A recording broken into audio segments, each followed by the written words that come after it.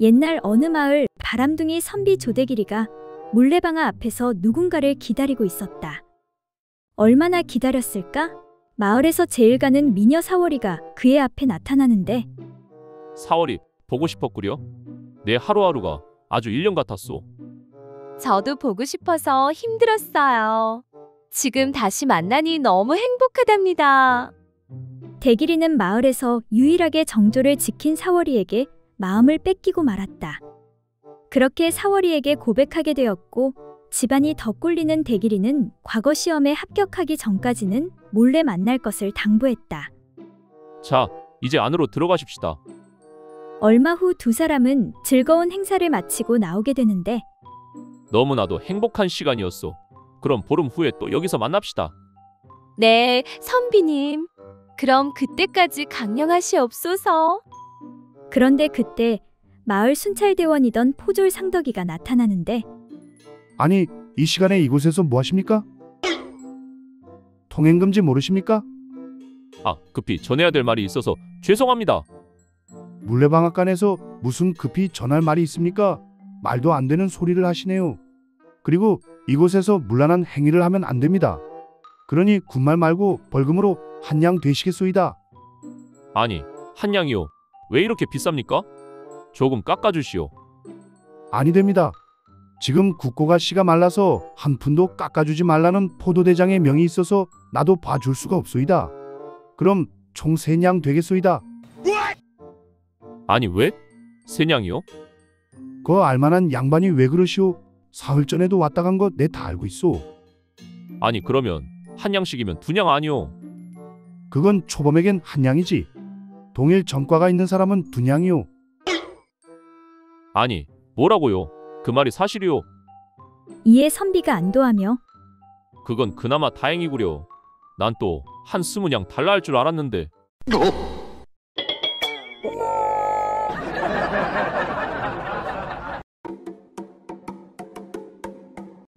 옛날 어느 마을에 80이 다 된 노인이 갓 20을 넘긴 처녀와 결혼을 하게 되었다. 그런데 막상 결혼은 했지만 소중이가 잘 작동이 되지 않아 걱정이었다. 아니, 이놈의 소중이가 왜 말을 안 듣는 것이냐? 그래서 며칠 후 노인은 한약방을 찾아갔다. 저기, 의원 양반, 이거 얘기하기가 좀 쑥스러운데 내가 젊은 처녀와 결혼을 했는데 아무래도 잠자리가 잘 되지 않아 걱정인데 뭐 좋은 방법이 없겠어? 그 말을 들은 의원이 말했다. 정말 축하드립니다, 어르신. 나이가 많으시니 아무래도 밭일을 하시자면 무리가 따르겠지요. 하지만 걱정 마십시오. 제가 기가 막힌 환약을 지어드리겠습니다. 밭일이 생각나실 때마다 충분한 물과 함께 3알씩 드시도록 하십시오. 그 말을 들은 노인은 기쁨을 감추지 못하는 표정으로 약을 사서 돌아갔다.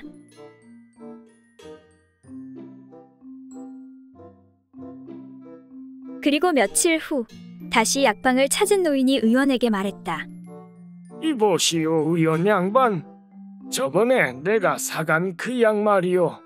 아무래도 문제가 있는 것 같은데 그 약만 먹으면 피곤하고 졸린단 말이오. 이게 어찌된 영문이오? 그 말을 들은 의원이 이렇게 대답하는 것이었다. 그게 아니라 그러니까 그 약은 밭일 대신에 먹고 그냥 푹 주무시라고 드린 약입니다.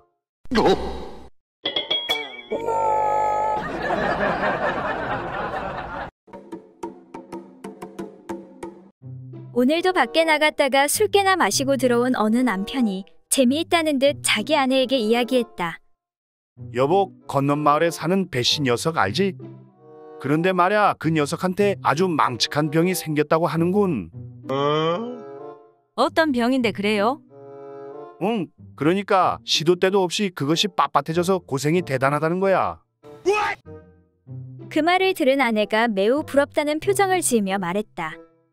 제발이지 그 병을 당신 것과 바꿀 수는 없을까요?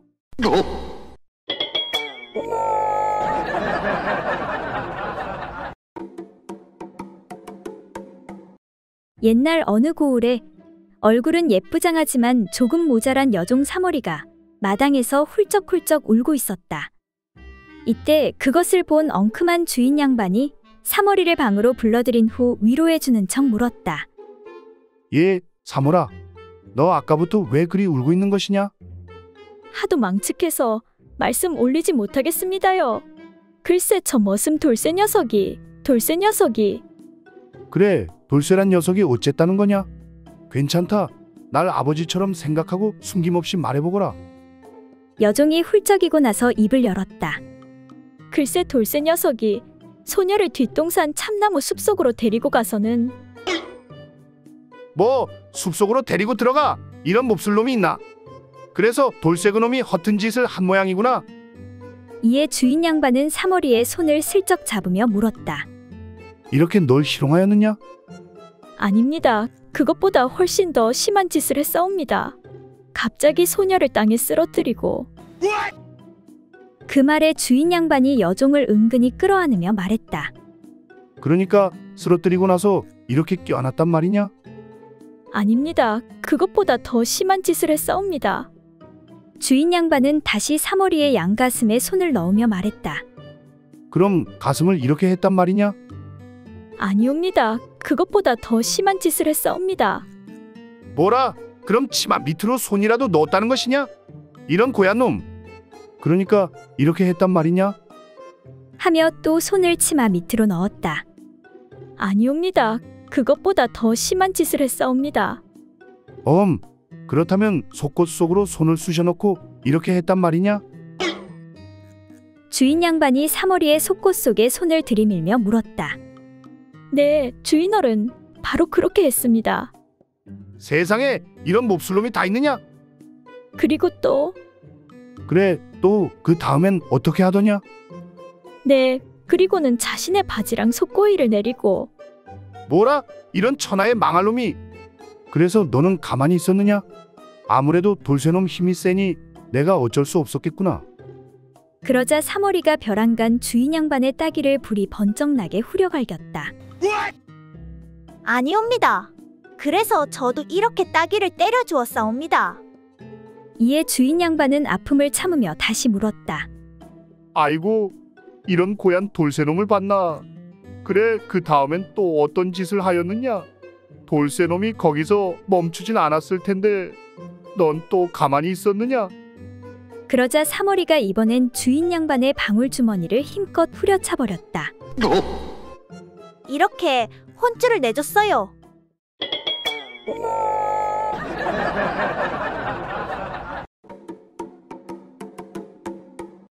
옛날 어느 마을에 술과 여자를 몹시 탐하던 사내가 있었다. 그런데 너무 무리를 한 나머지 몸이 허약해져 그만 자리에 눕게 되었다. 그리하여 아내가 의원을 불러 진맥을 하게 되었는데 앞으로 주색을 삼가하지 않으면 다시는 못 일어납니다. 아니 의원나리, 그게 무슨 말이요? 주색을 하면 죽게 된다는 것이요? 꼭 죽는 것은 아니지만 많이 위험하다는 것이지요. 세상에 그런 처방이 어디 있습니까? 여보, 이 의원은 아무래도 돌팔이 같은데 다른 영한 의원에게도 한번 더 물어봅시다. 그러나 다른 의원도 마찬가지로 말했다. 앞으로 주색을 삼가하지 않으면 두 번 다시는. 의원의 말이 채 끝나기도 전에 곁에 앉아있던 아내가 의원에게 눈을 흘기며 말했다. 뭐라고요? 다시 한번 천천히 말해보세요. 이에 의원은 아내의 내심을 눈치채고는 네, 그러니까 그저 술만 삼가시면 됩니다.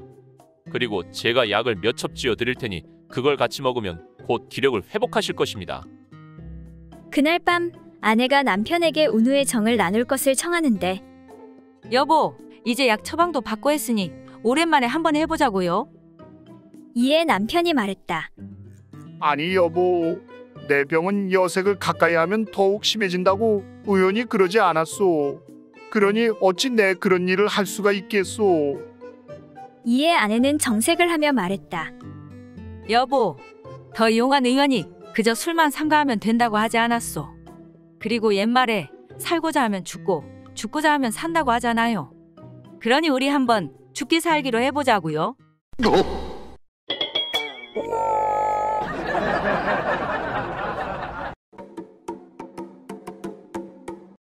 옛날 어느 마을에 좀 어리숙한 여인이 살고 있었다.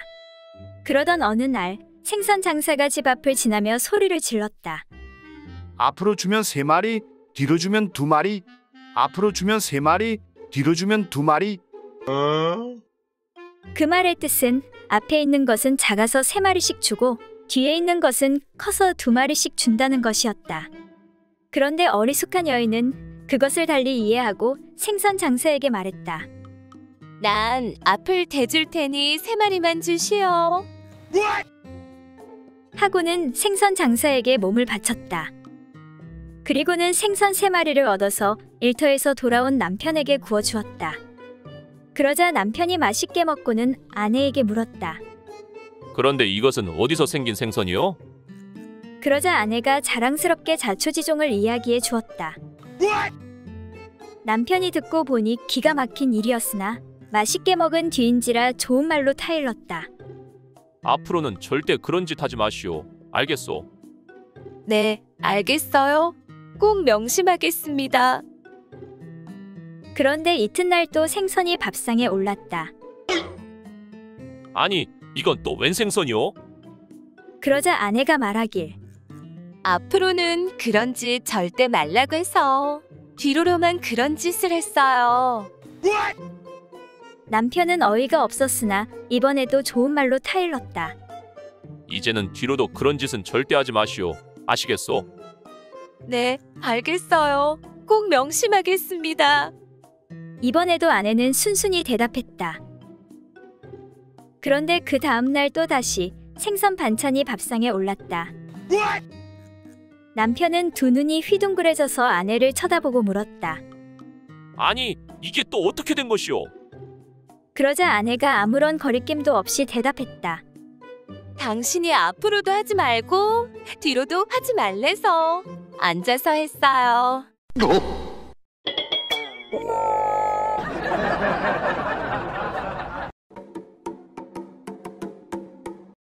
옛날 어느 마을에 첩을 들이고 싶어 안달이 난 어떤 부잣집 선비가 아내를 설득하고 있었다.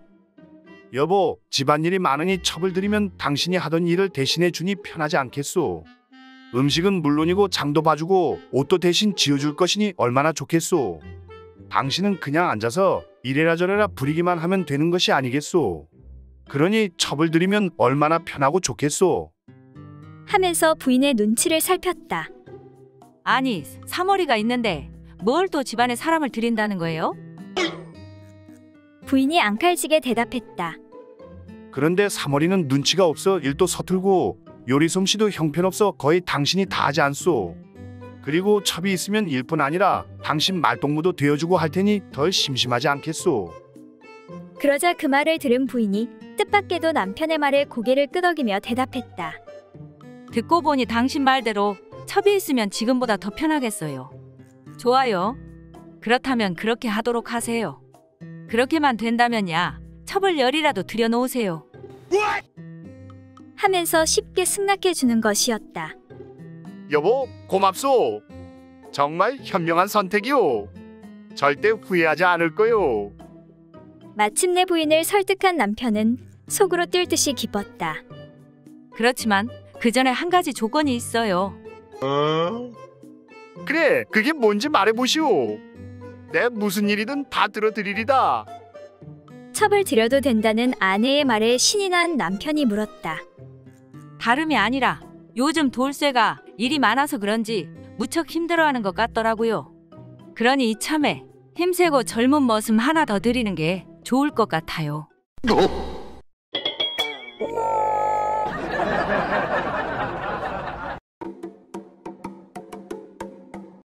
옛날 어느 마을에 어떤 생원이 포천으로 갈 일이 있어서 저녁에 여종을 불러 말했다. 예, 사모라. 내가 내일 아침 일찍 포천에 갈 일이 있으니 너는 서둘러 일어나 아침밥을 지어 놓도록 해라. 알겠느냐? 예, 알겠습니다. 생원 어른. 그렇게 이튿날 잠이 덜 깬 여종은 피곤한 몸을 무릅쓰고 일찌감치 일어나 새벽밥을 지어놓고 주인이 나오기만을 기다렸다. 그런데 어찌된 일인지 인기척도 없고 시간이 지나도 도무지 주인이 나올 기미가 안 보였다. 기다리다 못한 여종이 궁금증을 참지 못하고 문구멍을 통해 살짝 안방을 들여다보는데 허허, 여보 마누라, 내일 일찍 포천에 가야 한다고 하지 않았소? 아니, 잘 자는 사람 새벽에 깨워놓고 어찌 그냥 가신다는 것이오? 그러지 말고 한 번만 더 해주고 가시오. 아니, 벌써 몇 번째 하자는 것이오? 그렇게 두 내외가 뒤엉킨 채 날이 훤히 밝은 줄도 모르고 그 짓을 하고 있는 것이 아닌가. 이에 여종은 화가 치밀어 올랐다. 아니 뭐야? 나는 잠도 못 자고 일어나서 새벽밥을 해놓았더니 이 인간들이 무슨 포천 갈 준비를 저렇게 하는 거야? 이때 마침 우리에서 막 나온 닭들이 뜰에서 모이를 쪼다가 여종 근처에 오더니 갑자기 거기서 수탉이 암탉개 등에 올라타 그 짓을 하는 것이 아닌가. 이에 화가 난 여종은 닭들을 발로 차쫓으면서 크게 소리쳤다. 야, 이것들아, 저리 안 가. 너희들도 이러는 것을 보니 포천에 가려고 준비하는 게냐? 저리 안 꺼져? 여종의 소리에 놀란 생원은 마침내 기침 소리를 내며 아침밥을 기다리는데 얘야, 미안하구나. 내가 일찍 일어난다는 것이 그만 이렇게 되었구나. 아니, 그런데 왜 아침부터 이렇게 닭을 잡아가지고 왔느냐? 네, 생원어른. 아, 글쎄 이 닭놈이 지들도 포천 가겠다고 글쎄 좀 전에 생원어른과 안방마님이 하던 것처럼 뒤로 앞으로 올라타 흔들어 제끼면서 버릇없이 감히 생원어른의 흉내를 내지 않겠습니까? 그래서 닭들이 따라가면 귀찮으실 것 같아 모가지를 비틀어 버렸습니다. 이에 무안해진 생원이 아이고 참, 그래도 그렇지. 그렇게까지 할 필요가 있었느냐? 아니, 그건 그렇고 왜 닭다리는 없는 것이냐? 네, 생원어른. 혹시라도 이놈이 뱃속에서도 그 짓거리 하면 안 되니까 다리는 제가 먹었습니다. 그렇게 생원은 대충 아침밥을 먹고 급히 포천으로 출발했다고 한다.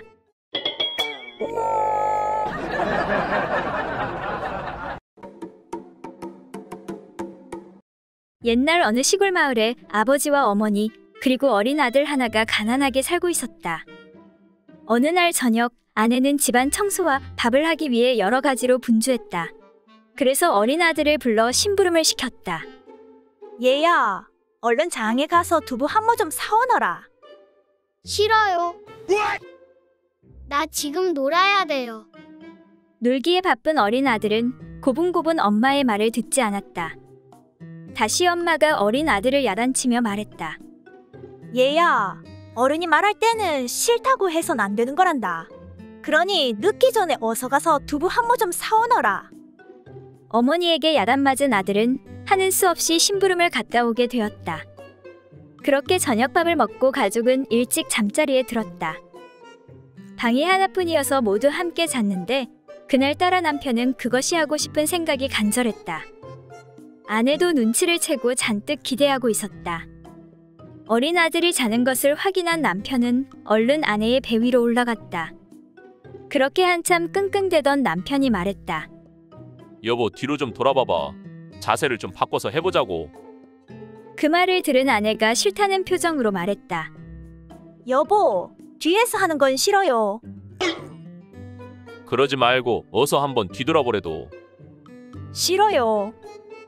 그런데 그때 자는 줄로만 알았던 어린 아들이 벌떡 일어나며 엄마에게 소리쳤다. 엄마! 어른이 시키는 것을 싫다고 하면 안 되지.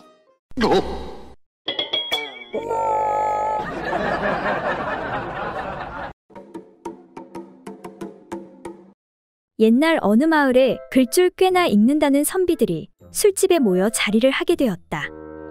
시간이 흘러 모두 술이 거나하게 취하자 풍류에 대해 논하게 되었다. 한 선비가 먼저 말하길. 우리 어떤 소리가 가장 아름다운지 한번 이야기나 나눠보세. 그래, 그거 좋지. 그런 말이 나온 김에 내가 먼저 하도록 하지. 가장 아름다운 소리란 모름지기, 달빛 고요한 맑은 밤, 밝은 달에 구름 지나가는 바람 소리가 제일 아름답지 아니한가? 이에 다른 선비가 말하길. 그거 참 좋구만. 그렇다면 내가 생각하는 최고의 소리는 단풍 든 가을산 바람 앞에 원숭이 우는 소리가 최고라고 할 수 있지. 그러자 다른 선비가 말하길.